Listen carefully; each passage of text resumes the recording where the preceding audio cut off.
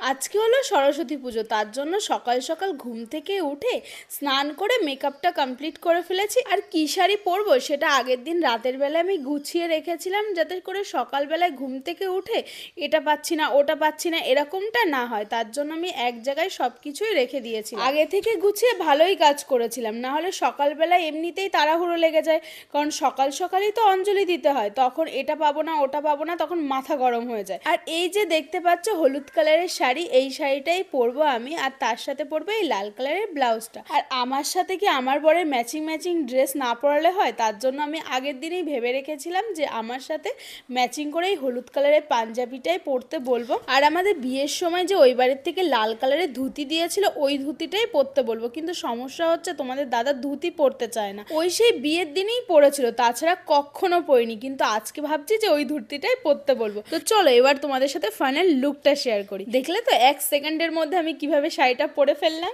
শাড়িটা পরে আমার কেমন লাগছে অবশ্যই কমেন্ট করে জানিও। এখন আমার চুল বাঁধা বাকি, আর তার সাথে সাথে গয়না পরা বাকি। আরে দাঁড়াও দাঁড়াও দাঁড়াও, আমার ফাইনাল লুকটা তো দেখলে, আমার বরের ফাইনাল লুকটা তো দেখবে। তারপর ধুতি পরে বাইরে দাদাদের দেখাতে গেছে যে দাদা দেখ তো ঠিক হয়েছে নাকি, এই দেখো। তারপর আমি ধরে বেঁধে নিয়ে এসেছি যে চলো আগে ফাইনাল লুকটা আগে দেখাও সবাইকে যে কেমন লাগছে তোমাকে। আমার তো ভালোই লাগছিল, কারণ তোমার দাদা এগুলো পরে না, আর পরেছে একটু অন্যরকম লাগছিল অন্য দিনের থেকে। নিজেরাই নিজেদেরকে ভালো বলছি, কারণ এখন তো ভালো কেউ বলে না, শুধু সবাই খারাপটাই তুলে ধরে। তারপর আমরা ফাইনালি রেডি হয়ে গেছে, রেডি হয়ে দেখতে পাচ্ছ যে খাটের ওপরে বসে পড়েছি, কারণ তোমাদের দাদা আমার হাতে নেল পলিশ পরিয়ে দিচ্ছিল, কারণ আমি না বাঁ হাত দিয়ে ডান হাতে নেল পলিশ পরাতে পারি না। তোমাদের দাদা থাকতে আমি এত কষ্ট করতেই বা যাবো কেন। আর এদিকে আমার ভাই জুম করে দেখাচ্ছিল যে কিভাবে পরিয়ে দিচ্ছে। তোমাদের দাদা অত ভালো পড়াতে পারে না, কিন্তু যেটুখানি কি পারে আমার তাতে অনেকটা উপকার হয়ে যায়। তোমাদের দাদা আমার অনেক কাজেই হেল্প করে, তাই বলে এই মনে করো না যে আমাদের দুজনের মধ্যে একদমই ঝগড়া হয় না। আমাদের দুজনের মধ্যে যে সারাদিনে কতবার ঝগড়া হয় আবার মিটেও যায়। আমাদের মধ্যে যেমন খুব বাজেভাবে ঝগড়া হয়, তেমন আবার খুব ভালোভাবে ঝগড়াগুলো মিটে যায়। তো আমার নেল পলিশ পরা কমপ্লিট হয়ে গেছে, এবার আমরা সোজা চলে যাব, কারণ দেরি হয়ে যাচ্ছে।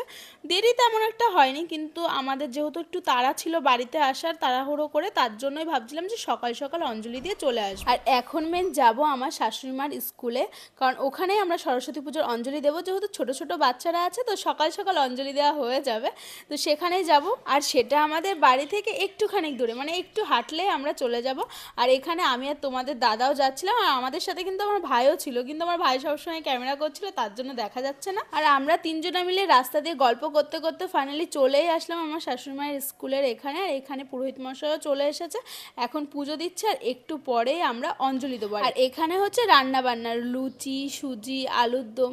আর ওইদিকে দেখো আমার ভাই ওই দিক থেকে হেঁটে আসছে, আর তোমাদের দাদা আমার পাশেই বসে পড়েছে, আর তার সাথে সাথে আমার ভাইয়েরও জায়গা রেখে দিয়েছে, মানে আমরা তিনজনে একই জায়গায় বসবো। তো ও এসে বলছে কোথায় বসবো, আমি বলছি তো দাদার পাশে বসে পড়। আর আমি চেয়ারে বসে নমস্কার করছিলাম, আর চেয়ারে বসে অঞ্জলি দিয়েছিলাম, কারণ আমার শাশুড়িমা বললো তুমি নিচে বসো না, তুমি ওপরেই বসো, চেয়ারে বসে অঞ্জলি দাও। তো আর তোমাদের দাদাও বলছে হ্যাঁ তোমার এই সময় নিচে বসতে হবে না, থাক তুমি চেয়ারেই বসো, না হলে নিচে কি বলো তো সবাই অনেক লোক তো, আর ছোট জায়গা, সবাই অনেক চেপে চেপে আসছিল, আর অসুবিধা হতে পারে, তার জন্যই বলছিল তুমি চেয়ারের উপরে বসে অঞ্জলি দাও। আর আমাদের ভাই আবার আমাদের ফোনের ক্যামেরাটা নিয়ে আমাদের দুজনকে বলছিল এবার নমস্কার করো, এরকম বলছিল আমাদেরকে।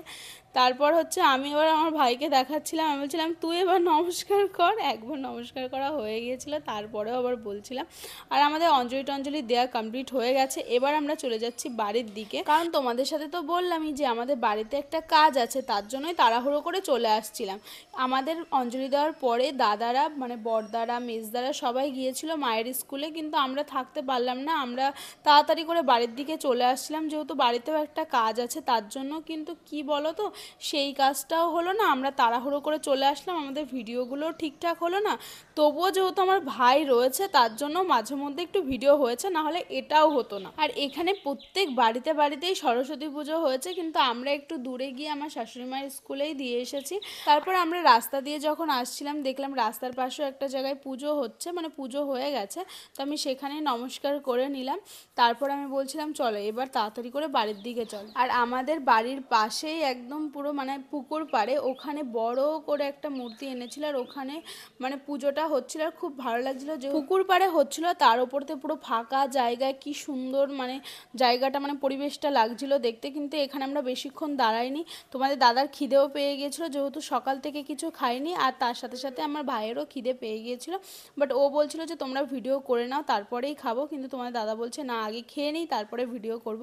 তো আমাদের ভিডিওটা কেমন লাগলো অবশ্যই কমেন্ট করে জানিও, আর ভালো লাগলে লাইক কমেন্ট শেয়ার সাবস্ক্রাইব করে দিও। টাটা।